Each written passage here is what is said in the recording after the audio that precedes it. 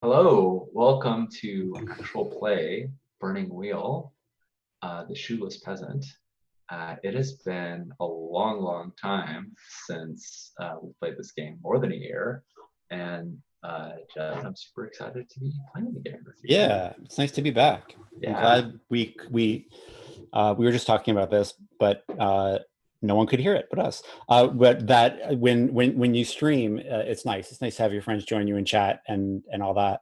But the real benefit is that archive where you can watch it again. I would not have been able to get back into this, a year and months later if it wasn't for the ability to go back and watch the YouTube vids and yeah, kind of it a bit of a reminder of plot stuff and NPC stuff, but also just a reminder of what I loved about the game. It's easy to forget. When you asked me, hey, would you want to play this again? I said sure, and I think part of that was just like, oh, I want to play with Sean again. I haven't played with Sean in a while, and then I was like, and I kind of started thinking about it, and I don't know, I don't remember what the heck this game is about. I remember it was strange. And I remember it was an odd one, and that Bina was a non-traditional protagonist, but she doesn't have magic abilities. She's not she doesn't have a sword. She doesn't have a knife. She's not gonna uh, find out she's the chosen one. Like she's yeah, like her big arc was that she like got a pair of shoes, yep. uh, It was a because big deal. and I think that's really interesting. She went on a journey and and uh, got a pair of shoes. So yeah, I it was nice to revisit and remember. Oh yeah, this is a really good game. I Yeah, forgot about this. I remembered enjoying it a lot, and then I watched the vids, and I was really fell in love with it again. So yeah, I'm glad to be back. For those who are catching up, if you're watching this on YouTube, you'll just be skipping from one to the next. But if you are joining us right now, like a few folks are in chat, Bina Janos was a peasant who was captive in Karakagi most of her adult life, and she was freed and then became a servant of the same lord who was her captured her, and married a man named Deek, and they had a daughter Nara, and she was having an affair with a hunter named Voss when the game started. Voss announced the elves are coming. We quickly learned that there was a war that was starting, and because no one else was going to do it, Bina headed up north to meet with the dwarves because she thought that she might be able to stop them. She might be able to find the star of the elven consort that hadn't been returned and get them to return it. And she failed miserably. Well, not miserably. She just failed completely. She did not convince the dwarves. And now, really, war is she's literally days ahead of the war. Her wagon, her cart, and her and Voss's cart moves faster than the whole dwarven host, but they are marching, and so she's going home now. That's a very quick recap of it. Jed, Yeah, any big highlights I missed? There's lots of good stuff in there. yeah. The last session was a really tough session where Mm, not only did you fail a lot of rolls, but there were times where I had to look at the rules and say, no, actually, Bina can't even try that, yeah, uh, which felt really weird and not how I usually like to game. And I walked away feeling really ambivalent about the whole thing. yeah, As a GM, I think I had some nice pivots, but there were a couple of times where you said, hey, I want to make a circles roll to try to, get a hold of, the lord or lady of this tower, and I had to say, no, like Bina is not even able to do that. yeah, And I mean, if this was a Reddit thread or a forum thread or someone calling into a, daydreaming about dragons, and they said, hey, my player wants to do this thing and the rules say they can't, but I don't know what else to do. I'd be like, well, then I don't know. Maybe you need to bend the rules. Maybe you're playing the wrong game. Like, I don't know. Like, I don't think we're playing the wrong game. I think it puts interesting, you know, I think it's creative difficulties in her constraints. way. Yeah, Yeah.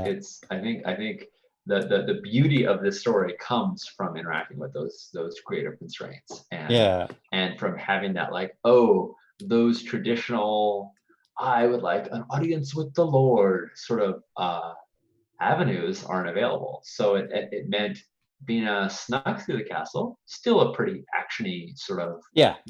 still a pretty conventional approach. But then when she met the wizard Rasmus and said, "Hey, will you help me with this thing?" A, he said no, like flat no. And B, she found out he was having an audience with Fiona Cecile, the elf who took her eye. So, you know, the first time she was in his presence and she failed the steel test, I said, I swooned. I think swoon was the option. Um, the second time I failed the steel test in his presence, I said, I run screaming. Because I did not want him to take my second eye or something else. Yeah. Or Bina did not want. So that's pretty much, yeah, that was the last big beat of the game was, Bina was trying one more time to forestall this big event. And also, I think in that last game, Judd, you really hit a nail on the head with Voss, that he's like, why aren't you going home? What are you afraid of going home? Yeah. I think Yeah. Bina is afraid of going home. She's afraid of going home empty-handed. She's also afraid of what the interaction between Deke and Voss is going to be. And she's afraid of, she very early on, she lost the duel of wits with Deke to say, let's get out of here. And duel withstand, we talked about this offline, duel withstand until the situation has changed. Well, the situation has changed. So, can she, who knows what it'll be like. But yeah, I'm excited. So anyhow, I think that's enough recap. I don't want to keep people waiting too long. I'm sure we'll keep remembering things as we go along. Do you want to do? We're talking about trait vote. Do you want to do that? Do you want to do beliefs? Yeah. Trait vote. I mean, the main one that came to me was driven. Yeah. I feel like Bina. I mean, you mentioned. Well, let's look at a couple that you haven't used. A little fat and claustrophobic. Yeah, neither of those have come up. I don't think that there's been any sort of like mold breaking moments. We haven't seen Bina confront a fear of small spaces. We haven't seen her be especially athletic or anything like that. Right. She's definitely like endured a lot of travel, but she's not doing CrossFit. Right. And so I don't feel like either of those have to go. They're just the two traits that I thought, like, these haven't really shown up here. I'll put them up on the screen. Yeah. These really haven't shown up in the game, and they certainly could go away. Right. But I'm also not opposed to keeping them. What do you think? Do you think either of them should be? For some reason, I like a little fat, but I wouldn't mind claustrophobic going away. All right. But I don't know why. Like, I just feel like it's just maybe not something that maybe was a part of her life before, but not so much now. Yeah, it's been a long time since she was a captive. Yeah. And I also don't think she was a captive in the sense that maybe I envisioned it when I first made the character. When I burned up the character, it was like captive, stuck in a cell. And now reflecting back on it, I mean, I think Bina was just captured, and then she goes from captive to of war to servant as her next life path. But I think captive was she probably wasn't locked in a cell for 4 years. She was probably like locked up, and then pretty much probably put to work immediately. The fact that she became a servant afterwards was meant she had gained her freedom, but just kept the same job. But like, I don't envision there's any point in taking a peasant and locking them up. Like that's a waste of space. Right. So yeah, so that's where claustrophobic came from, and I agree. I will second that motion. Cool. Let's kill claustrophobic. Awesome. All right. And then things to add. So you have a couple of ideas. yeah, and of course I just closed the window where I had them, but I I've got remember. it. So Okay. I'll just read off the ones you have, and I'll just kind of give some thoughts. So you had Aura of Determination, which I think you're right. You said this is probably overkill, and I think you're right. I think like determined is better. Yeah. Aura of Determination, I think, is more when you're like leading a group. And also auras are like big deals in this game. Like people can read auras. It's not it's a word with a specific meaning in the game. And I feel like, she doesn't radiate. So yeah. Yep. Yeah, I agree. Connected, where you add the dwarven guilders to your circles roll, is super interesting. Yeah, that's a real like. How much did she make? How much of an impression did she make on Kurbika and Sitarbi and what's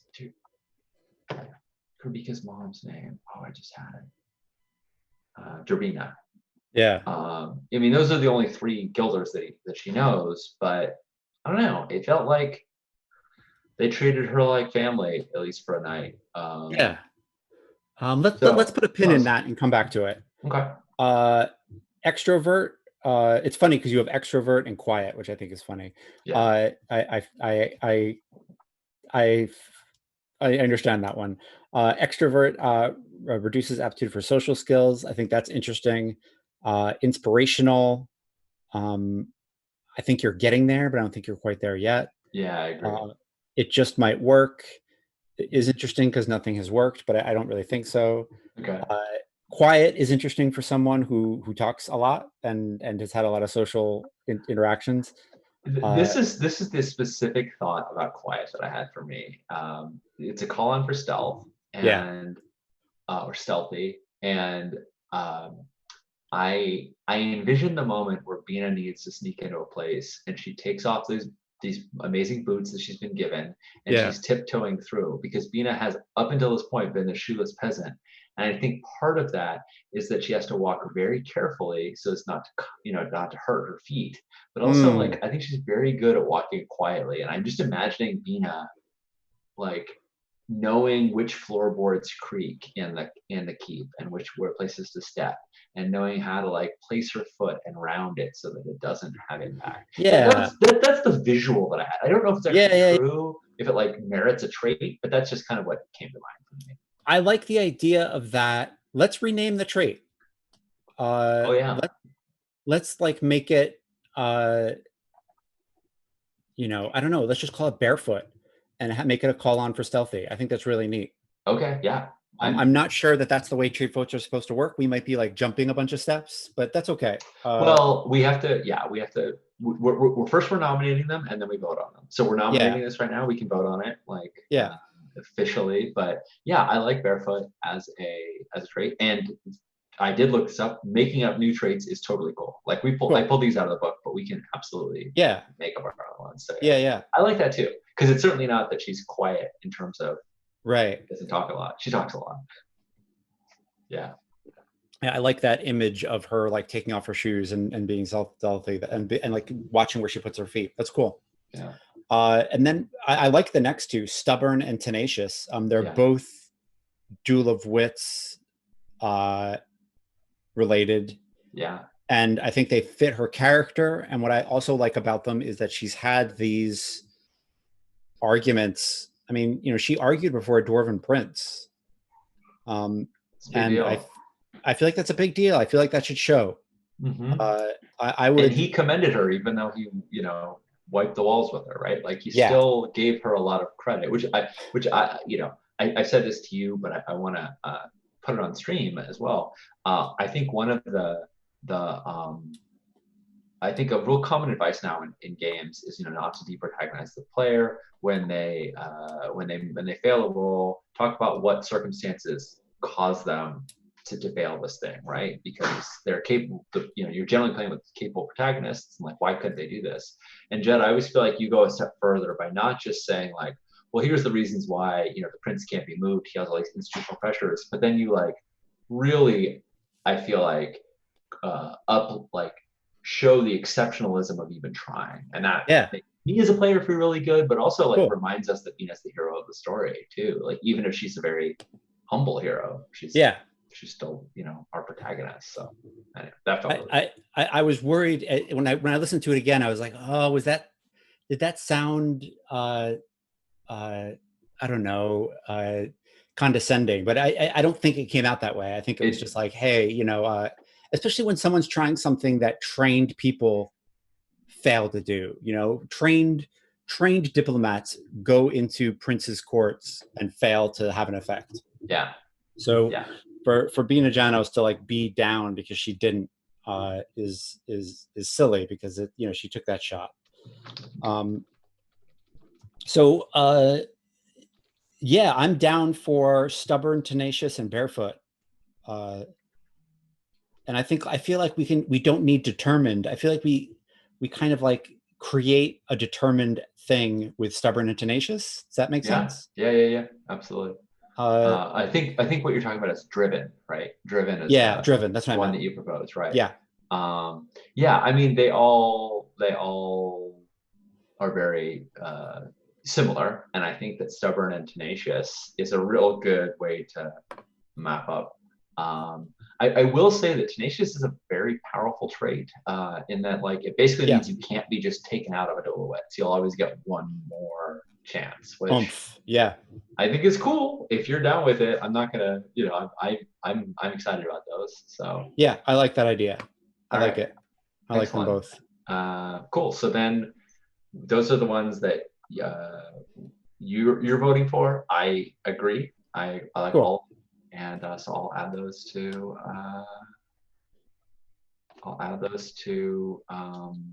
the character. Let's see, we'll add stubborn and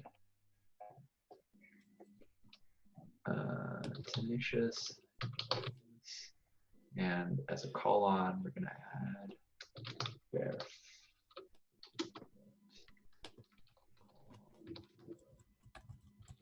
Stealthy and stubborn. I'll get the full. It's it says plus 2D, but I had to reread the Dolowitz rules that your body of argument is dice, even though it's a number, you don't roll them. But when you're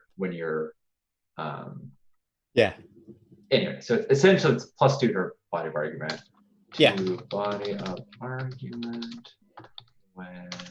Cool. Yeah, you know what the real reason I didn't want to vote off a little fat is I didn't want to do like a she's all that like fantasy version where like she comes, like she goes on a journey, she comes back skinny, her hair is a little different, she takes off her glasses and they're like, oh my god, Bina, what happened?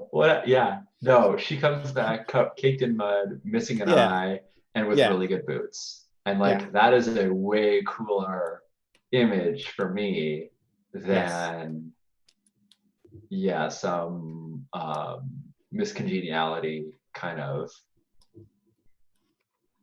take out the hair, the ponytail, and the glasses, and suddenly she transforms. I didn't want like an 80s high school movie where like the nerdy girl who like everyone knows is pretty through the whole movie like takes off her glasses and it's like, oh my god, Bina Manos, where have you been? You're amazing, come to the popular kids table. Anyway, didn't want that moment. But I agree. So and in a world where I've been in isolation for umpteen weeks and I have gotten a little fat, I think it's good to have have protagonists out there who I think Bina's well equipped for being out in the cold in the woods. Yeah. Definitely. Right. Okay, cool. I'm super happy with oh, Kelsa asks, is this character creation? No, this is Kelsa, this is the trait vote. This is what happens after you've played a bunch of sessions and you kind of review the characters and you get a chance to like vote off old traits and add new ones. And that's what we did. We just got rid of claustrophobic because it didn't really apply to her anymore. And we added stubborn, tenacious, and barefoot. So as new traits. So cool. Yeah. And some other little things to note about Bina. She her wound is healed, so she no longer has a wound die, but her agility is dropped to 3 because she has one missing an eye, and her agility is capped lower as well. And she has been singing all this time, so she's got another singing beginner's luck test that is on the work. She just needs 4 more, and she'll be able to sing at B2. It'll be Cool. great. Let's do beliefs. Yeah. Yeah. So her old beliefs. These are all of her old beliefs, but I'm just going to read the old ones that she had last time. Make sure I'm in the right screen. Yes, I am. Role beliefs were the Elves' wrath is unparalleled. I will learn to sing so that I do not earn it again. She's abandoned that belief. She might still continue learning to sing, but she is not planning on going and singing in front of elves anytime soon. Second one is the Soldier's Lament is more than a sad song that will convince Prince Bulat to call back the host. She failed that belief. And the third one is the consorts. This is the Elven consort. The consort disappeared in the vault. I'll find him or his remains. And she abandoned that one. She tried to get Bulat to go after him. She tried to get Boss to go after him. She tried to get the Wizard Rasmus to go after him. And they all said, you're going to enter the vault. The dragon's going to eat you. Your story will end. And she finally said no. Also, the vault is very far away. So all of her old beliefs are gone. And these are the new ones that we talked about. And we can still change them, but the Soldier's Lament. Actually, why don't you read them, Judd? I'd love to hear your thoughts on them. The Soldier's Lament is a song of tragedy, not of hope. I will find a safe place for the people of Karakage to flee to. It's cool that the Soldier's Lament has been this thread throughout it. Bina tried to sing it, and it insulted the elf when you failed the roll, and he took out her eye, which is both somehow feels mythical and also terrible. And I don't know. There was the highest stakes failed song roll in the history of failed song rolls. Don't fail your singing around. Don't fail your singing rolls. Elves, friends. Not in my game, damn it. But I mean, in my defense, elves, all of their magic is done through singing, right? And the whole myth of elves in the Tolkien tradition is that they kind of sang the world into existence. So I don't think well-adjusted elves pluck out eyes when a song is sung and it's not well done. I think we've pretty well established that elf is. I mean, even your 3-year-old daughter was like, "That's the bad elf." Like she could tell. So he's a bad one, Mr. Grinch, and it's nice that that's still in the It's cool that it's showing up in your beliefs. Yeah. And it's cool that you want to get the people of Karakage out of there. I think that's an interesting and good idea. I failed, and it's not that you're going to get them out, it's you're going to find a place for them, which I think is a smart burning wheel move, right? You're not putting it all on the table. You're doing a segment first. You're like, hey, first I'm going to find a place for them to go. So that's an interesting way. That's cool. A lot of going around talking to people, figuring out where you can go. And I really realized I as a player don't know whether I want to try and go east or south or somewhere else altogether. Like, so it's a genuine concern of like, well, I was like, oh, we'll go east. I'm like, well, we might just bump into like armies that would conscript us. Like that could be just as bad. So I don't know. Yeah. I failed to win over Prince Bulat because I lacked the training. A noble begins at birth. I'll find an instructor. I recommended that as a possible, like, not that you I recommended a belief where you're trying to find someone to teach you a skill. I think it's a real veteran move that I saw my friend Aaron do a bunch of times. And there's an interesting thing in your beliefs as you first wrote them, where a lot of them were about helping other people. And I thought it was cool to have one about Bina helping Bina. Um, so I love this one. I think that's great. Yeah, thank you And for inspired for suggesting it, because it was the it's belief I had was fine, but like this was way yeah, better. yeah. And I also like, I think a big strength of Burning Wheel is that learning things is part of the game. Like, there's a really strong mechanical edge in it. Yeah, And so, yeah, finding teachers is a whole thing. Whereas, uh, I don't know, I think it's just really important. Those really, our relationship with teachers and people who teach us things is really an important part of everyone's life. So I think yeah, it's cool. Awesome. There'll be a good, um, a circles roll, or a cool NPC will come out of that, or an old NPC with kind of a, hey, a new angle. Voss is filled with guilt from his days as a bandit, and he does not think he can be loved. I'll convince him that he can. That's cool. Yeah, you've definitely caught on to that. yeah, yeah. Um, I didn't really know I didn't know why he was so taciturn. I didn't know what yeah, caused him to be so quiet. And yeah, I think that, because he was so quiet, that took a long time to come out. I mean, not just in terms of a month and change on the road, but also like yeah, many sessions of play. And I didn't really dig at it, because I mean, that's kind of part of respecting someone who is quiet, is that like, yep, who keeps to himself, is not to like pry at them. But now that she knows, I think it matters to her, you know? yeah. So, Yeah, I mean, thinking back, Voss is another big reason why I was like, oh, this game is never going to work. Because like you're traveling with someone who is just quiet and doesn't really like being around other people, and like, it's not a, I get to put on my GM entertainment hat and like do a funny voice. yeah, I get to like literally describe someone being taciturn and not very nice. So it's just like, this game should not work. I'm glad it does, but for us, but it's a weird one. So yeah, anyway, yeah, it's cool. I like that you're digging into Voss a little bit and yeah, helping him. That's really nice. Uh, when I meet someone from Karakagi, this is an instinct, find out all I can about what has happened since I was gone. That's great. That's great. yeah. Always keep Nara in my sight. That's your, My three and a daughter. half year old at this point. Yeah, She'll have gotten bigger and learned a bunch more words and all that stuff that toddlers do when you're away for nearly a month. When faced with a yeah, wroth lover, answer them with honesty rather than soothing platitudes. This is the one that I was like, oh, like, I read this on the couch. Jonathan was next to me, and I read it and went, oh shit, and like explained to her like what this meant, and that soothing platitudes is an actual skill you have, as yep. a way to talk to people that you're very skilled at doing, right? Like, Yeah, it's her best skill. She's got B4 soothing platitudes, right? Like, yeah, like Vina is capable, and yeah, and like uh it's, yes, B4, and double check. yeah, And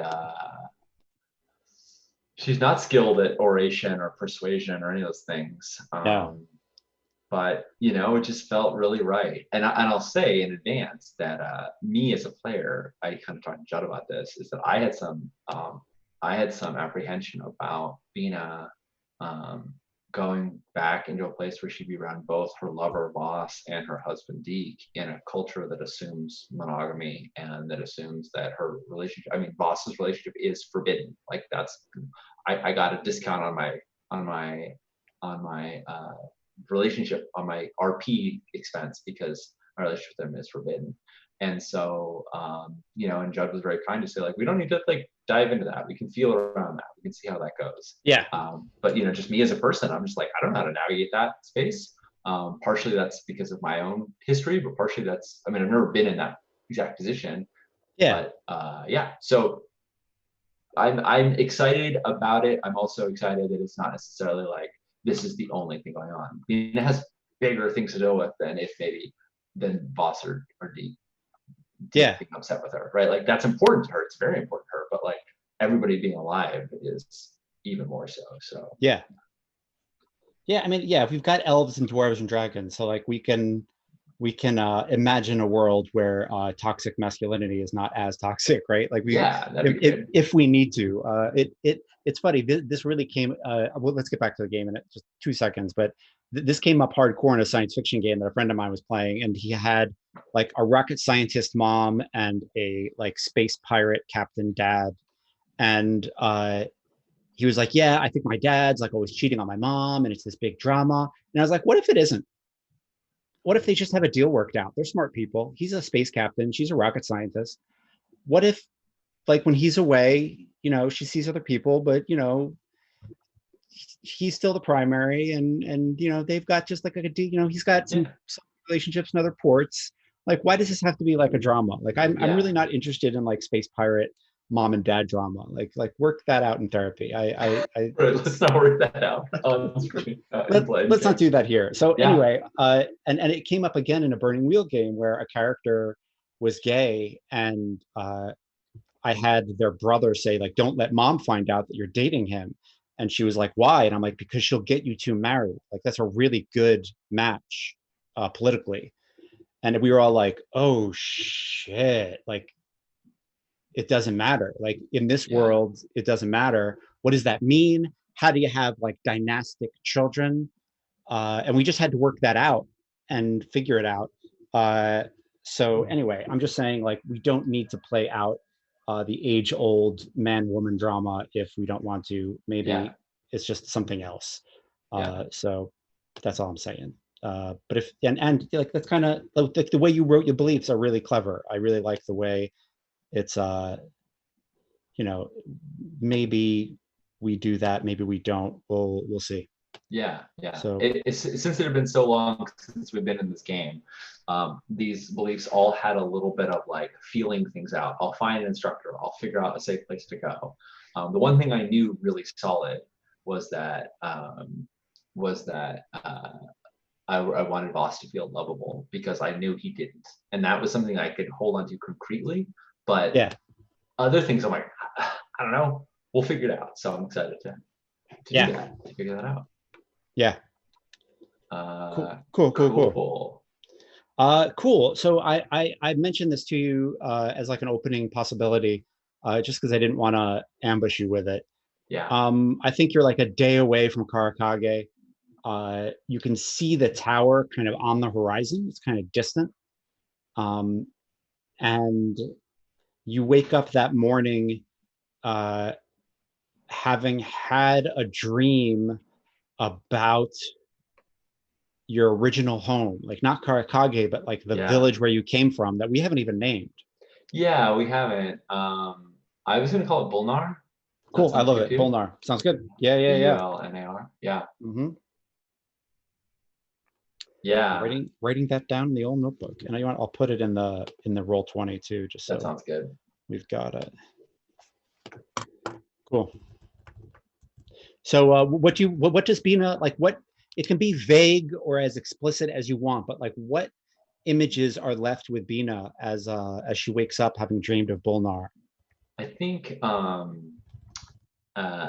was thinking about a couple of I think there's like a flash of sort of images that we see as like being as a child, and talk about the dream, and like one of them is like hiding out with her sister behind the woodshed, avoiding chores, and another one is her being in her room and like the thundering sound of her dad coming through the house, and then like the door flinging open, and the kind of suspense, like the shaky cam effect and the thundering noise would sound like he'd be really mad, but he's just like a really like heavy-footed dude that like thumped everywhere, and so like he opens the door and she like runs to him, like that she has this very like strong positive feeling about her dad, even though he's like very like just as a guy who makes like a lot of noise, and in particular that she could feel him coming through the vibrations of the floorboards.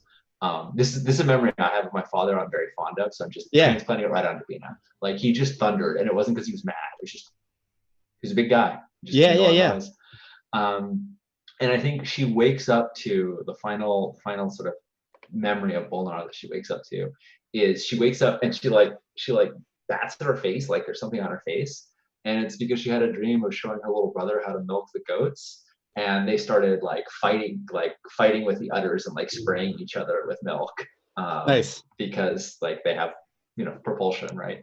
And so she like wakes up like wiping this imaginary like goat's milk off of her face. It isn't actually there, but that's her memory. Cool. So yeah, happy memories of Bolnar.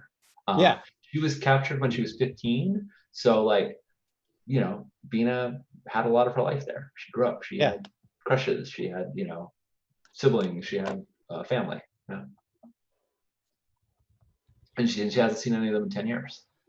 Yeah. Absolutely. Cool.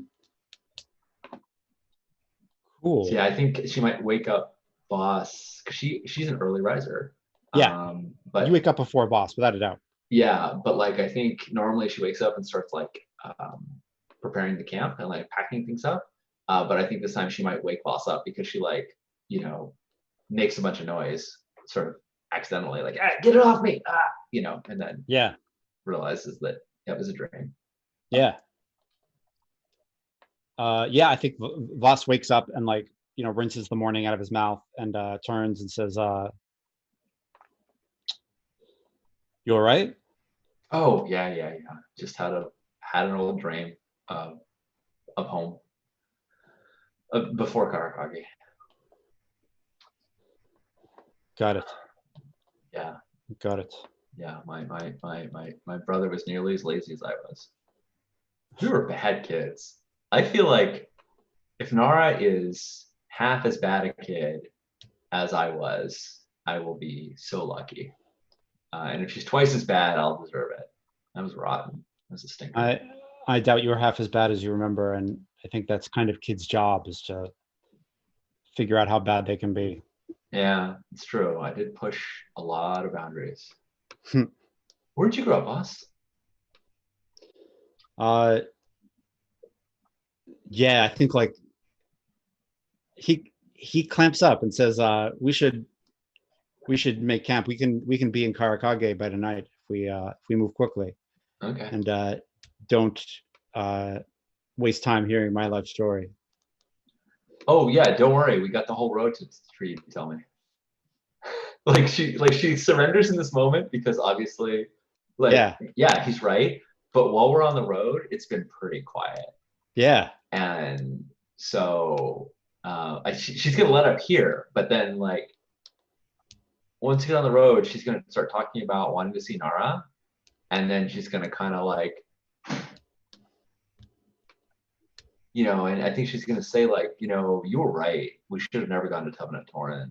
That was a foolish mistake. I should have just made a direct path down the Jewel Road to see Nara.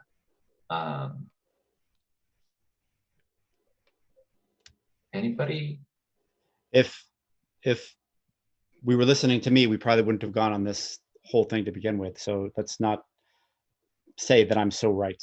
Well, you can be right about this. Okay, would have been a better choice. God, that elf scared the hell out of me.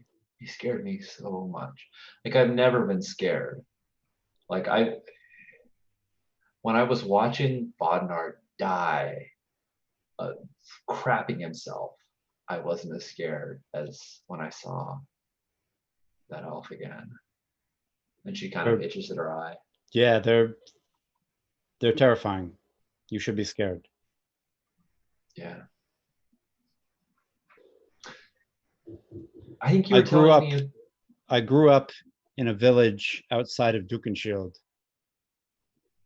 Far to the east, in the Duke's lands. My father was a woodsman, a huntsman, and a local knight turned bandit, and I went with him. Your father was the? Oh no! A local knight in the area. My father was a huntsman. He forbid me to go, and I went anyway. I was about the same age you were when you left Bolnar. Yeah, I mean at 15, that's your job, right? Is to tell your parents whatever they say you should do. You're going to be the opposite. Yeah. None of my siblings went. They had some sense. Why'd you go? Why did I go? Yeah. I don't know. He filled my head with nonsense about finding my fortune and not the Dukes didn't care about us. And he said things that were true, but he said them in a false way. Yeah. Growing up in the woods, I had skills that were helpful to a man like that. I knew the trails. Anyway, it was a waste of years of my life. Years. I mean, you learn to survive on your own. I guess. That's kept us safe last month, and it's kept you safe a lot. Yeah, till now. I think the road has kept us safe. I don't know. There are no bandits around here because there's not much worth stealing. Most of the bandits are in the ducal lands to the east. They want to steal gold that's on the way from the mines to the capital. Yeah, so what did this night bring you out to do then? What were you where were you? We were trying to get gold. There are gold mines there. Most of the native knights turned bandit. That's why most of the guards are immigrants ported over from overseas because they can be trusted. Most of the knights either turned bandit or have cousins who have turned bandit. So every once in a while they turn a cart over to their relatives. So you look in the roads in the Arani Hills and you try to find one that is a little less guarded than the others. Or if you want to be really foolish, you go north and try to catch gold on its way to one of the dwarf holds. Sounds dangerous. It is very dangerous and it's very stupid and it's a terrible reason to risk your life.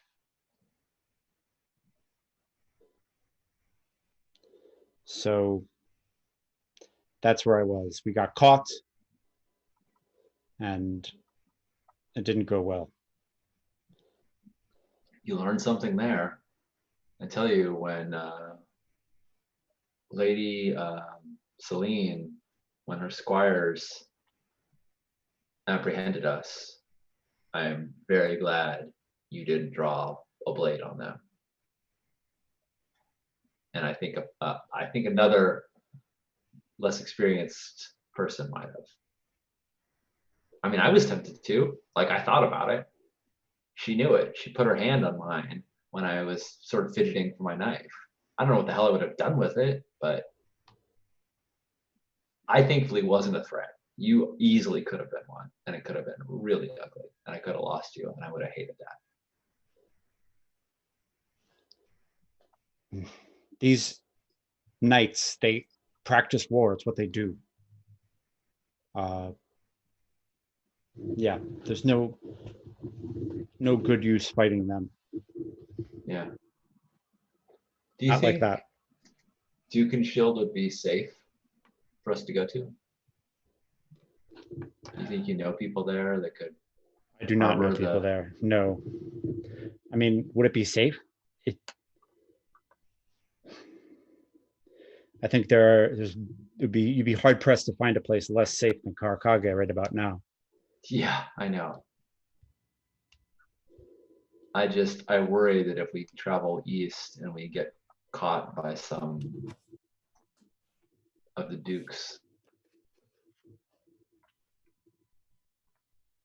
if the Duke is joining this war, or the Dukes or the Duchesses are joining this war, I'm worried that we might get caught on the road and conscripted and turned right back around. I don't know. I don't know if we can make it all the way to Duke and Shield.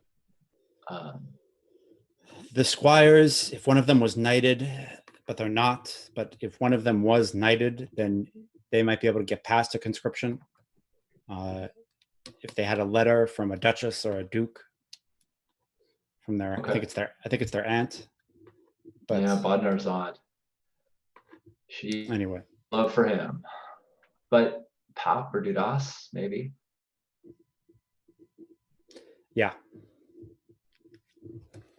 And I think it just sort of lets them take in the day and kind of to steering the cart. You know, I think this has been the most talkative boss has been in a long time, and she doesn't, as much as she wants to keep learning more about him, she also doesn't want to. She doesn't want to exploit him in this moment. This was genuinely an attempt to find out more about him and not to do like information shield, but she almost like she like has to like fight it back because she doesn't want to like ask him 1,000 questions about it because that's where she's thinking of going. yeah, But like even that, knowing that one of the squires could get permission is a lead, and that's enough, and she doesn't want to dig for more right now. right. So yeah, she starts singing because that's what she does on the road. She's singing the Soldier's Lament. She's singing songs from her home. She's singing songs that her family sung. And it's funny. I just watched the Avatar. I'm watching Avatar, which I don't know why I missed it, ages ago, but I'm watching it and loving it. And there's this moment where they meet up with this minstrel, and I just think, man, the writers must have had so much fun just writing all these silly songs because it's not like he's singing well-known songs. They're just ones that they made up, and they're really fun and sweet and like kind of off kilter and great. And I'm just like imagining her just practicing singing because you never know what an elf might make you. Yes. So, yeah, cool. Do we make it to Karakage that night, or anything happen on the road? Hold on, I lost you for a second there. I was switching to my phone network. No problem. Do we make it to? Do we cut to Karakage, or does anything happen on the road? Yeah, I think you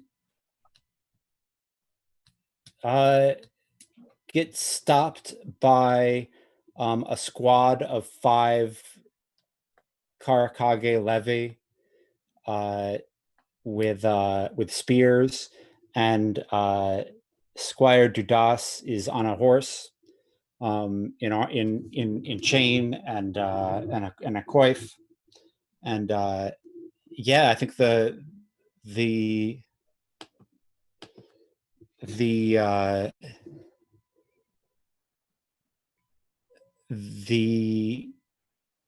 like has tabards, like they've dug out some tabards from the basement. Oh wow. And they've got like moth-eaten holes in them, where you can like see the rusty chain that these guys get, and their helmets, you can tell their helmets are different than Dudas's helmet. Dudas's helmet is like shined and sanded, and their helmets are just kind of rough. Is he wearing any of Bodnar's armor? Is he wearing Bodnar's helm or stuff, or is this all his own? He probably doesn't fit him. He probably is wearing his gauntlets. Yeah. So yeah, he's got like his gauntlets and maybe like a shield. And yeah, they stop you, and Dudas approaches and says, "What does it look like up north? Welcome back." Oh, thank you, Dudas. I'm glad to see you ready and patrolling. North is not good. The Dwarven host is maybe Judd is a week behind us, sound right? That sounds right. Yeah. The Dwarven host is maybe a week behind us and moving south on the Jeweled Road. Tubman and Torin is almost certainly going to wall up going to close their gates and hope that the dwarves pass without trouble. I don't think that they will do anything to stop them. You know, I have no estimation of the dwarven army, but I was like, it was vaster than I could take in. Yeah, and I think there's this interesting moment where you realize Judas was not talking to you, like he was talking to Voss, like, and that's a very normal thing. Like Voss comes in, and your lord would come and be like, hey, what do the roads look like? What do you hear? And so like Judas was like looking past, like through you to Voss, and you answered, which I think is cool. And he kind of like looks at Voss, and Voss shrugs, like, you know, you already heard it. And he says, okay then, you know, Deke led a patrol that got ambushed, but he's all right. Oh, and Nara? You know, she's gone a little feral, but she's okay. Yeah, not surprised. Is old Novak still tending to everyone? She's been holding down the tower since you've been gone. She'll be happy that you're back. You want your old job back? I've got to talk to you and to Pap about that. Yeah, why don't we I'll be back in a few hours from this walk. Why don't we talk to them? And I think she sort of reaches out to one of the other member of the levy and puts her hand on their shoulder, because she's on the cart. So I assume they're all right. Yeah. Except for Judas. Is he horseback or is he? Judas is on horseback. Everybody else is on foot. Yeah. So she walks by one of the other members of the levy and she puts her hand on their shoulder as they pass by and just says, "Thank you. Please stay safe." And kind of, you know, because that little like shoulder pinch. I'm sure there's somebody she knows, right? Assuming they're from Karakagi. So. Yep. Yeah, the person who you put your hand on is a carpenter who Deke knows, and he nods and says, he kind of like looks at you and like gives a dirty look to Voss and says, you should get back to Deke. And they head up, like off the road you're on and into a goat path. Cool. I think between this and when we actually get to Karakage, I like want to have another moment where I kind of stop Boss and say, Boss, I'm worried about what we're gonna find. I'm worried. It's great that they're patrolling. If they still believe that they can fend off the armies of dwarves and elves, this is going to be very difficult to convince the people to leave with me. Please don't go anywhere. And there's like this genuine feeling that she has that like Boss might be like, cool, I got you here, I got you back, I'm out. Like, because that's kind of his thing. Before this mission, that was their relationship. He showed up, they saw each other, he took off. That was his comfort zone. That's what. So you're only you're only 2 tests away from having persuasion, right? I am. I'm only 2 tests away. So let's do one more test. I think this is a big thing. Do you persuade Voss to like not leave? And I think if you fail, like at any point, you could find him packing to go. Like I don't think I'm going to have him disappear because he's the subject of a belief. But well, this is also part of Bina acting on her belief in some way. Right. This is not about I need Voss to help me. This is like I care about you and I don't want you to disappear, because I'm probably you know, she's thinking like we're gonna head on the Duke's Road and go east, and she wants Voss to come with her, and if he's gone to fuck all where else, she's got to go, right? She's you know, so she really wants him to stick around. I absolutely feel like this is right persuasion test. So yeah, I'm gonna do that. Yeah, so I am testing persuasion. I am remembering these things as a burning wheel player so carefully. I feel like the conversations I had earlier in the day is builds up to this to some way, and I'm Yeah. sort of taking my time as we and it carefully adds a time component, which means that uh, presumably there's nothing else I can do before we get to the gate. Like this is going to be take my time until we literally are at the gates. So Yeah. the people might overhear the conversation if I fail, etc. But um, yeah, uh, Bob. I think his will is 3, so you Okay. don't have the skill, so we double it to 6. Yep. All right. I'm going to use this fancy thing where I say, um, I say it's ob3 and it knows to double it because I'm using the beginner's luck thing. So I'm going to go test persuasion. Oop-a-doop. Get all the dice. Yes. I'm adding 1 for doing it carefully. I cannot fork into this. Right. How much persona? And I have 3 persona. Oh, how important is this to me? This is really important to me. I'm going to Yeah. spend 1 of those persona. I think I'm going to have a lot of really important roles this game, so I'm not going to spend more, but this is definitely one of them. Nope, not Susan Patu, it's persuasion. Okay, 1 for doing it carefully, 1 Artha, Yeah. ob3, and it should double that to 6. Yep. Not even close. Although I got a 6, so I'm going to explode that because it is statistically not impossible. Yeah. Oh, okay, I got 2 successes out of the 6 I needed. I think he says I'll stay as long as I can, which is something that is like what he says to you the day before he leaves town. Like, I'll stay as long as I can is like a thing he would say when you two were in bed the night before he leaves, yeah, it's his way of saying I'm leaving without saying I'm leaving. Yeah.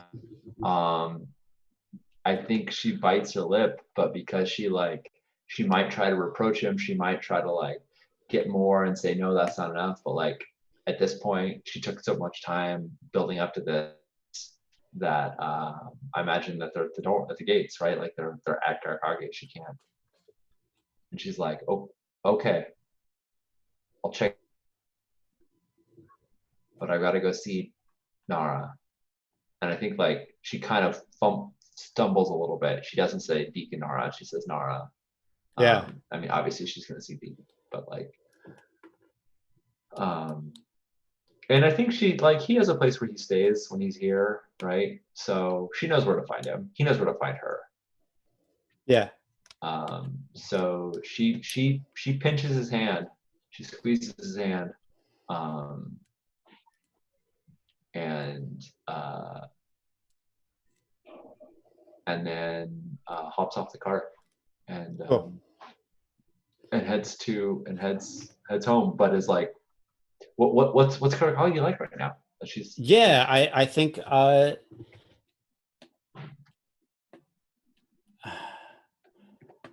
think to the south you can kind of see like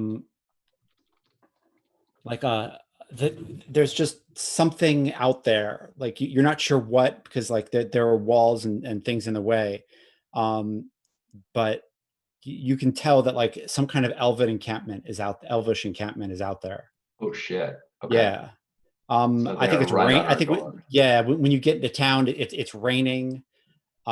People have put like wood boards over the worst of the muddy bits, and yeah, I think like at one point you like step in a puddle and you're like, oh shit, and like the boots are totally waterproof, Yeah, I was just thinking that. you Like, know, and it's just like a like you can just like what you can like step off of these boards, these rickety boards, and like walk through the mud, and like the mud just gets on your boots and it does not get to your feet. Like your feet are warm and dry.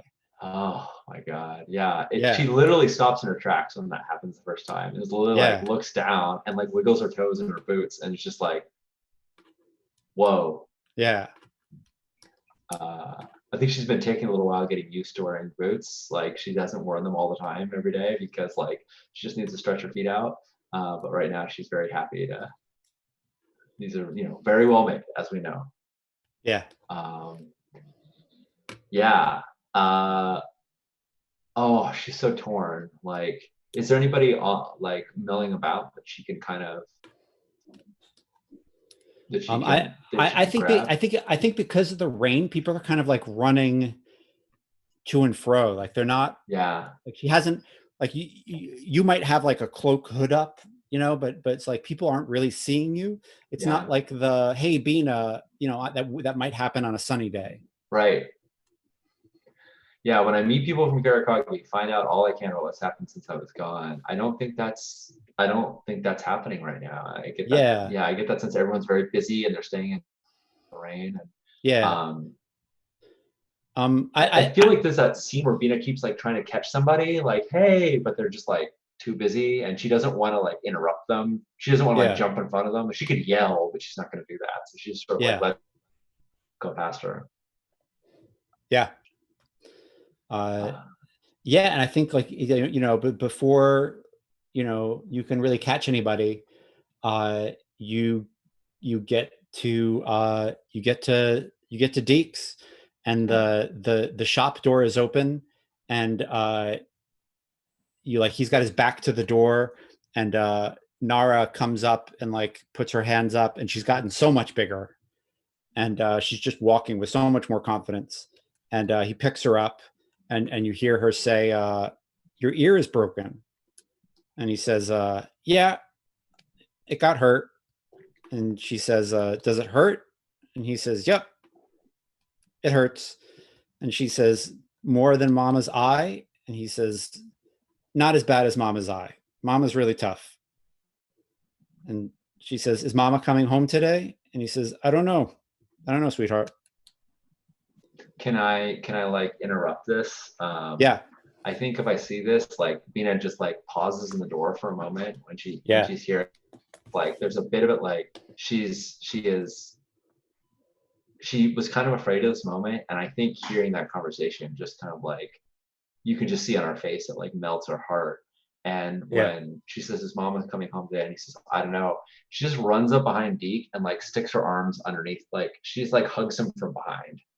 Yeah. He's holding Nara, and so he just like she like reaches up and she like reaches to grab Nara around him and like squeeze both of them. Yeah. Um, and she just like buries her face in his back, Yeah. and then she says, I mean, I don't. This has been a really hard trip. It's been hard to be away, and it's like she's had a lot of conviction, but I think in this moment she just cries a little bit and Yeah. tells Nara and Deke that she's home, Yeah. and squeezes really tight. And yeah, Nara like squeals and says, did you go talk to the elves? I think I keep holding on to her for a moment, and then I let go, and I look at Deke. Um, I think I still have like a bandage, but it's like hanging kind of loosely on my eye because it's healed up. It's sort of crusted and uh, gross. I think my eyes at this point probably not horrific to behold, but also not really pretty either. Yeah. So Yeah. she needs to get like she needs to get like a permanent eye covering, but like hasn't yet because they've been on the road. So she looks at him, and kind of like tries to like look at him so he doesn't see her side of the face where her eyes missing, and she just sort of wants to lock gaze with him and connect with him for just a moment before she tells Nara all these stories. What's his demeanor?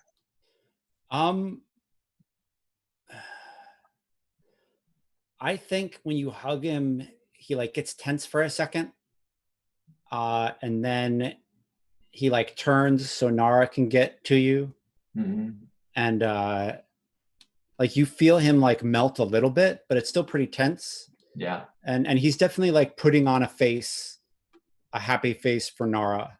Yeah. And I think he puts Nara down. He says, "Why don't you go in the house and get the clean rags that we washed from Mama's eye? She needs to have them changed." And she goes, "Okay." And yeah, he says, when she was sad that you were gone, we would wash these rags so that you'd have fresh bandages when you got back. Thank you. Yeah, I need to. It's Why don't you have not a seat? pus. Why don't you have a seat? We'll change them now. Can't have it going septic. I think it's past that. There was pus for a while, but it's mostly just dirty and crusty now. And I think he like puts his hand up, like, "Can I unwrap it?" Like, yeah. She says, yeah. And I think there's a little wince as like dried blood sticks to things and it has to peel off a little bit, but yeah, after it's like that band-aid removing moment, but like it's okay after that. I think it's kind of just caked right now. yeah, she hasn't really been able to wash it out. yeah. I think like you get like he starts on like taking off the bandages off from around your head, and I think like you see the ear that she was talking about. I think like the top of one of his ears took an arrow, like an arrow went by his head, and like he has like it like split the ear and it's notched, like a tomcat of some kind. Yeah. And she brings the rags and the bowl, an extra bowl, and he like he starts like gently wiping the blood from your face. Yeah, I say, I heard you were on a patrol that got ambushed. Yeah, the elves wanted to let us know we'd gone over one of their markers.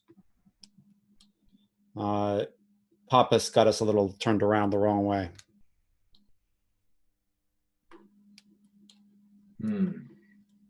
Did she sort of like looks him over, like to see if there's any other injuries? Are you okay? I think like there's a scratch where it like the arrow like went like along his face, but like didn't really catch it. Yeah. But then like really like caught the back of the helm and like got into his ear, like got past his ear. But he's all right. He says I got lucky. A couple folks didn't. The drover's son didn't make it home, and the smith's daughter, the burly one, she we think she's got blood in her lungs. I don't know if she's gonna make it the night. I'm sure Novak is doing her best. She's a good healer. I'm glad you're okay. Yeah, thanks. There you go. You are all good as new. And I think, Nara says, like, what did the elves say? What did the elves say? Are they going to go home? And she crouches down. She says, I think she crouches down and she like opens up her rucksack and she pulls out the wheel and she says, like, look at the treasure that I found when I was on the road. Yeah, she laughs mischievously. Yeah. She says, I put that in your bag when you were hugging me. That's what I thought might have happened. Thank you. So they would know that you're a friend. It was good. I met 3 elves on the road. Eogdalin, the fell nightingale, and Mundo, her cousin, and another elf who I didn't catch his name. They were rangers. And they told me why this war is happening. And sometimes people just get too mad at each other, and they can't figure it out any other way except for to fight. And I think like she says their names again. She's like Alma Loke and Ieg Dulan. I don't think Bina knew that. Omaloke is the Yeah. yeah. Yeah, how did you know their names? I dreamed them.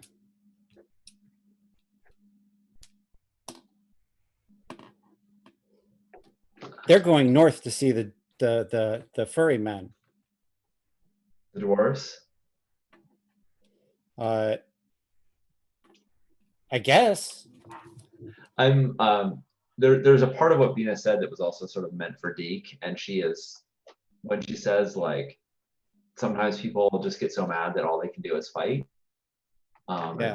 She kind of looks up at Deke to see if he, she wants to see how that lands with him. Does that land as like, yes, that is the state that you and I are in, or does that land with him like? I think he or does he like not?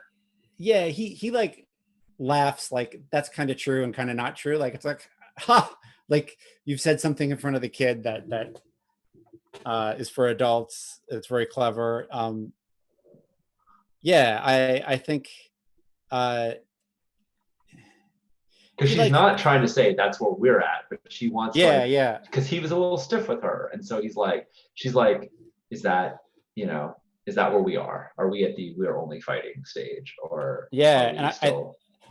I think a couple of guys come to the door while you're talking, and they say, and Deke like goes to usher them away, and they say, we just want Nora. We just want to ask Nora if she's had any elf dreams, and he's like, yeah, guys, Bina's back, so let us just be a family for a bit, okay? We're closing the door. He was like, yeah, but we're going on patrol in an hour. We just want to know if she's had any weird dreams or if she thinks we should go or not. And he says, no dreams today. And what they like talk past Deke, and they're like, Nora, you had any dreams? And like she kind of ignores them and says, tell me about the dwarfs. And I think I look up at them and I'm like, Deke told you, go be careful, but Yeah, they like grumble and head away. yeah, I mean, Bina is both amazed at this, but also not completely. Yeah, Yagdalin said she was born a year after the eclipse, and that was, she's special in the elves' eyes in some way. The stars look upon her, and so like that idea, I think, comes back to her when she realizes that she's been having dreams about the elves. Everyone knows about this. Um, yeah, I think it's kind of a funny moment, like where she's like, "Tell me about the dwarves," and Bina's like, "Tell me about the elves." Tell me about your dreams. They used to be a belief of hers or an instinct of hers. Whenever she speaks of yeah. the dreams, let me know. Um, and When you say tell me about the elves, she says there's a bright lady and she has 88 swords and they sing songs and she's very angry and she's so angry that she makes it rain. yeah, and she's angry because her consort left. He see the dwarves and he never came home. And he had a star with him. And the dwarves now have the star. They say it was a gift, but I think she thinks that I don't know. I don't know if he gave it, if it was a gift or not. I gave them a gift, and she sort of tells her about the story. I met the most amazing people. She tells them about Kerbika and Derbina and Starby and the amazing tapestry and how dwarves like gifts. Nice.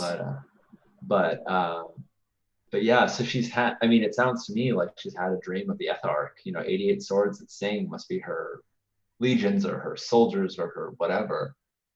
Um, uh, does she talk to you in your dreams? No, she doesn't talk to me. Does someone talk to you? No, I don't know. And I think she like babbles and like she's like really tired, but she wants to stay awake because she's excited you're here. Yeah. And like I think like the last thing she says before she goes to sleep is Vanamundo had the star, but then he went to the monster and the monster. And then she kind of falls asleep. Oh, Vanamundo. I'm assuming that is that Vanamundo. Yep. I'm assuming that's the name of the consort. Yes, you got it. Like I think like you put it down like right away. Like, yes, oh shit, that's the consort, Vanamundo. Like you hadn't had that name. No, I hadn't. You didn't know that name yet, and your daughter did. Yeah. Wow. And then I she think also like said the name of the Ethark. What was? She didn't. She called her the Sword Lady. Oh, the Sword Lady. Okay. Or the Bright Lady. She called her the Bright Lady. Yeah. Yeah. I don't know. Her descriptions of the elves have been pretty spot on. The bad elf was pretty damn right. So the bright lady sounds good to me. I mean, his name, Fiona Cecile, is a knife in a starless night. Yes. It's a bad name. Yeah, it's a bad name for a bad person, rather. Yes. Yeah, if you have languages of Tolkien's Middle Earth, or you just grab if you do the search term Kenya to English dictionary and grab that PDF and make names that make simple phrases in Elvish, like you can't go wrong. It will always sound badass. Yeah. Vana is the consort, and it means beautiful bull. Vanamundo, I mean, just you can't go wrong with Aig, Dulin, the fell nightingale. Like it's just you can't go too wrong. Yeah. With Elvish. So good stuff. Yeah. And I think like she falls asleep, and Deke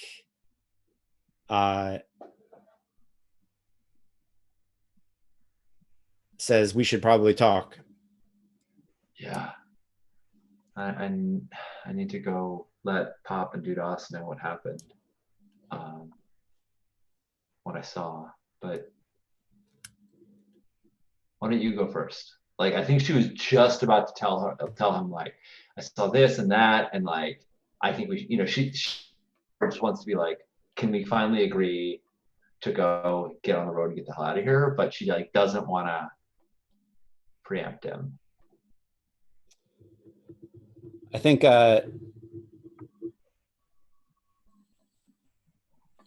he says you've been gone a while.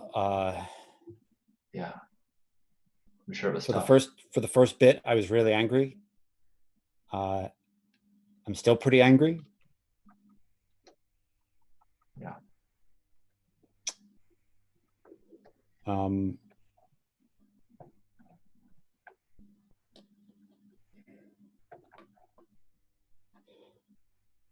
But I can't. You tried to tell me, and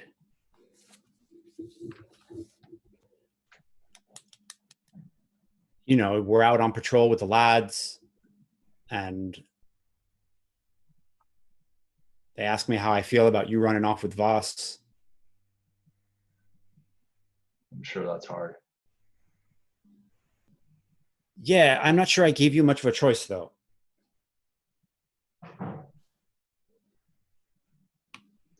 I didn't feel like I had one.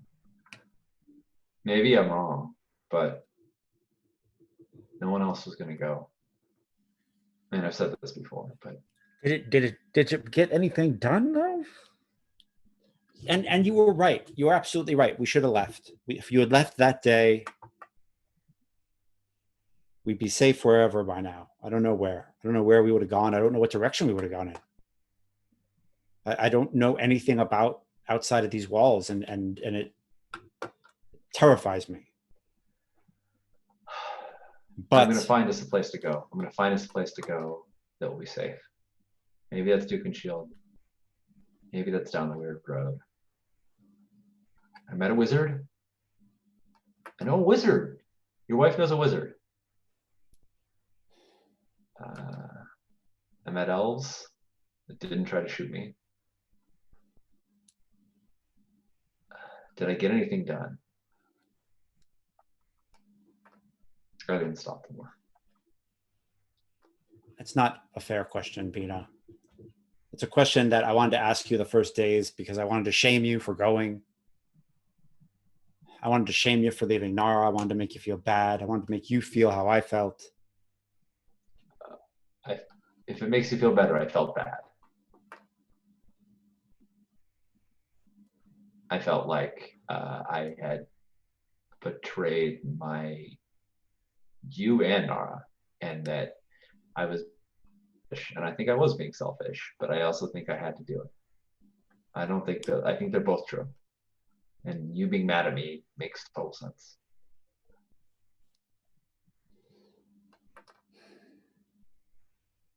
I guess the question is, do you want to stay being mad at me? And yeah, I don't know how to stop. So I don't know how to stop. I thought maybe telling you would help. I don't know. I would stop being mad at you if I knew how to stop being mad at you. Are you mad at me because I left, or are you mad at me because I left with boss? I'm both. I'm also mad at you because I feel like I didn't give you any other way to go. Sounds like you're mad at yourself. Sure.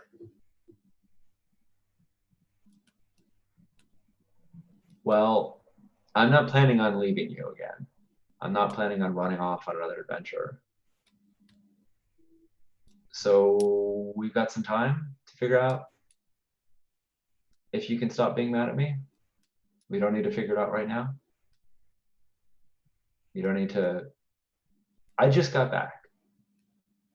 You don't need to forgive me immediately. It's good to see you. It's good to see you, Bina. But you did.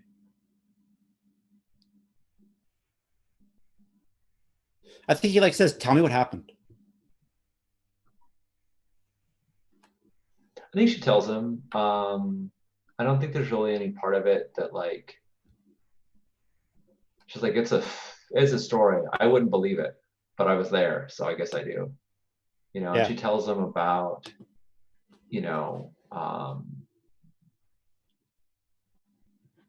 Tobin and Torin, and about meeting Krabika and the tall lad that he had on his lap, and that he never got to bed, and working in the inn for the night, and the graybeard, old Guzman, who used to be Guzman the Bold, but the B wore off, so now he's just Guzman the Old. Yeah. And he laughs. Does Zeke have a beard?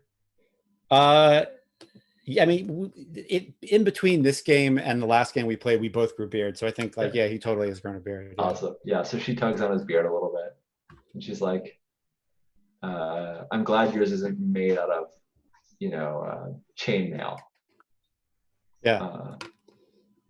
I love the self-servingness of having an NPC laugh at my joke. It's good. Hey, he says to me a year ago.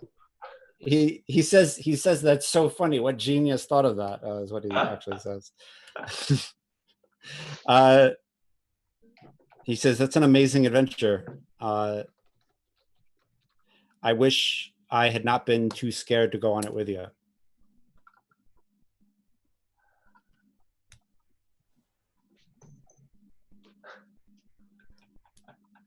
This dog keeps on batting my headset cable with his head, knocking out of my ear. That's adorable. Yeah, I wish she could have come too. But the road wasn't a safe place for Nara, And I'm glad you were here taking care of her. You know, this was a terrible. Everything about this war has been terrible, but it was right. The smart thing for me to go and you to stay, or for you to go and me to stay. But that's not how the cards that were dealt. But I'm glad Nara was safe here. And it sounds like she's helped people. She's having these dreams of the elves at night. She knows their names. Yeah, I don't. Her dreams aren't wrong. She told me things I knew. She told me things she couldn't have known that I learned on the road.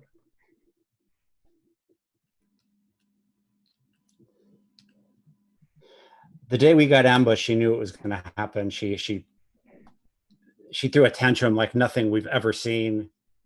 We practically had to tie her to the bed when I left. It took 3 of the blacksmith's kids to hold her down. Those kids are fucking ogres. 5 years old, going on 27. They've got an 8-year-old who I think outweighs me. Anyway, they're big lads and lasses, and Nora was not having it. She just threw a hissy like I've never seen. She's not a bad kid like that. And then we got ambushed and we all realized she was right. And she kept saying it. What was the word she said?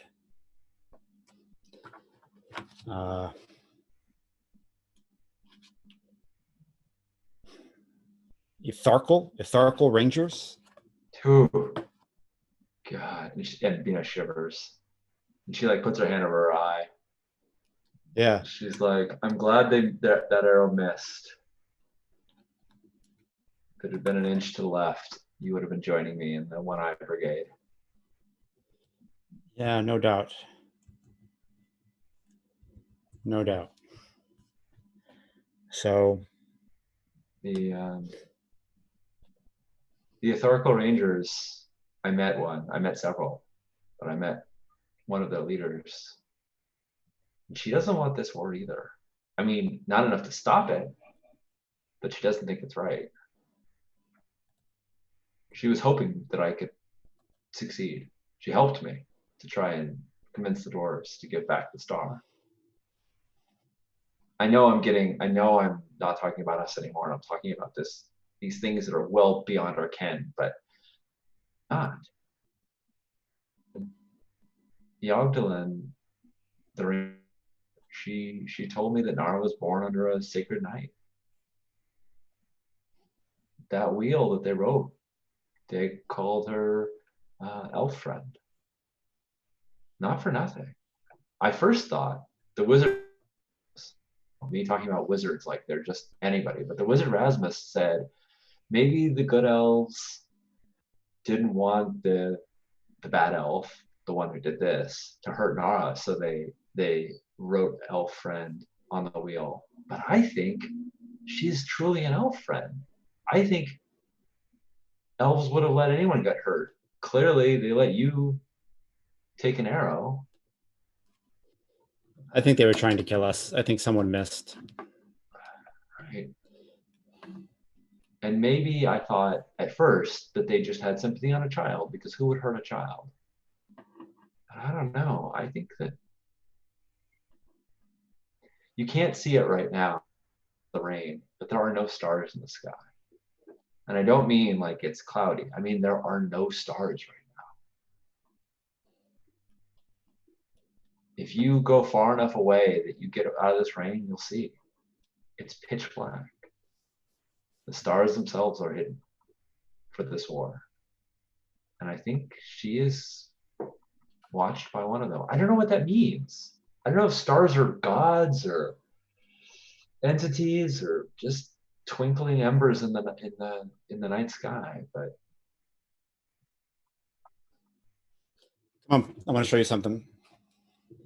And she gets up and goes with him. Yeah, he goes to the neighbor's kid. The neighbor is a carpenter, and like they've got a little girl about 5 years older than Nara, and he says, she's sleeping. Can you just be here if she wakes up?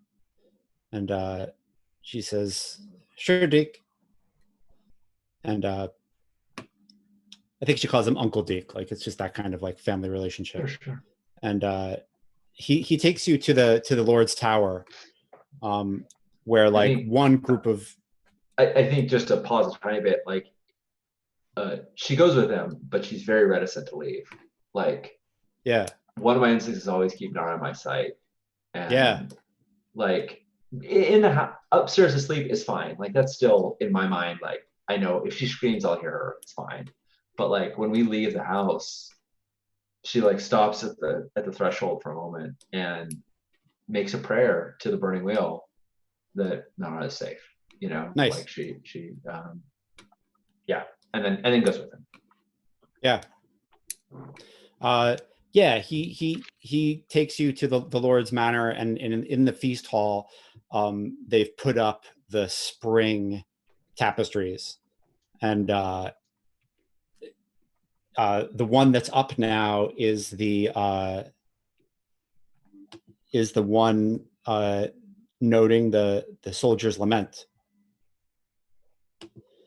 and all around the border, like, so it's the soldiers' stuff all in the middle, but what Deke shows you is all around the border, which you never really noticed before, is the movement of the armies.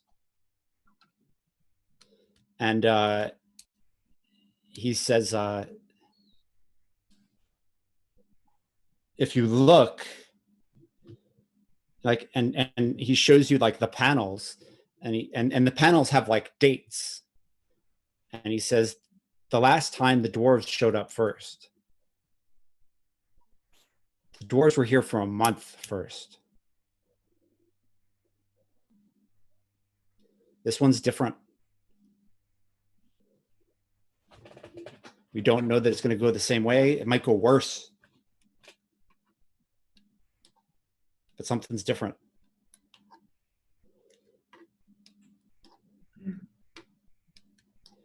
And he says, like, you see a panel where like the Lord made like some kind of peace with the dwarves, but then was not, clearly he died, right? So he was not able to do that with the elves. And you know, looking at it now with fresh eyes, it's a very similar story to Deke's ambush. Yeah. The Lord was out with a patrol, and it was raining, and they got turned around, and he took an arrow to the neck, and came home and died. And he said this is a lot of some things are the same, but some things are different.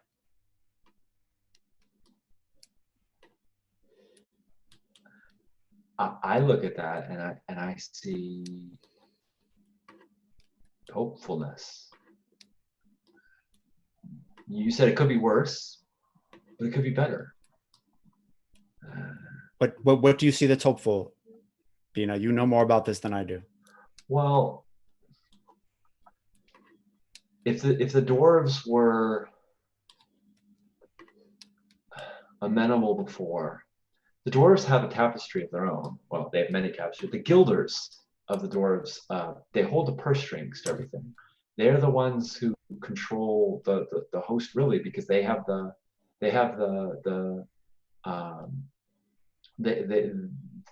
ones who fund all of this.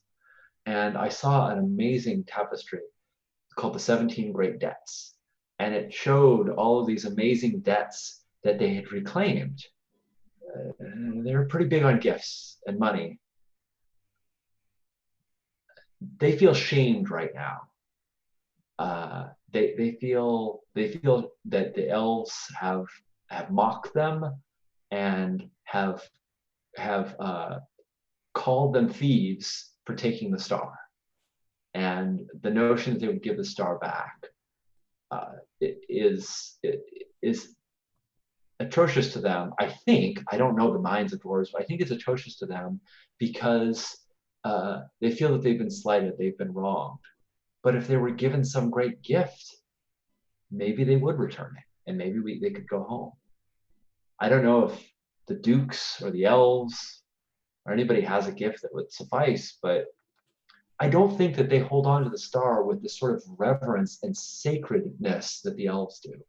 To the Elves, it is a sacred object. And if there was a panel missing, there was an 18th debt that could have been filled by Prince Bulat himself. He could be a hero for filling that debt rather than for dying in this stupid war.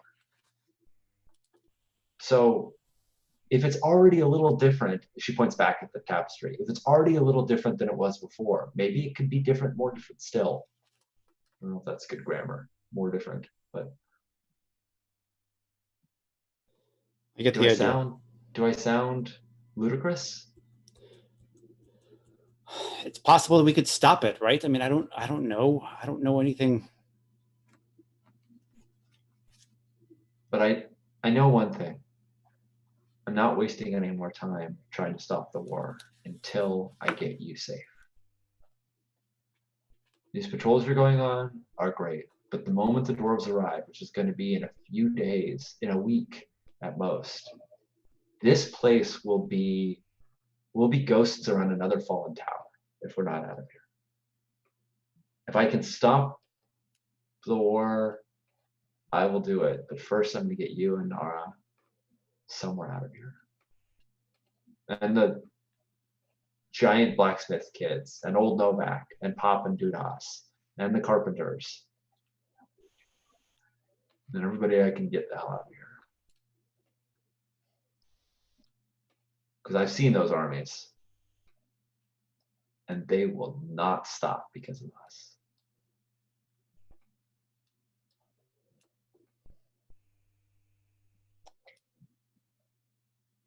If you find a place for us to go, I'll help you get us there.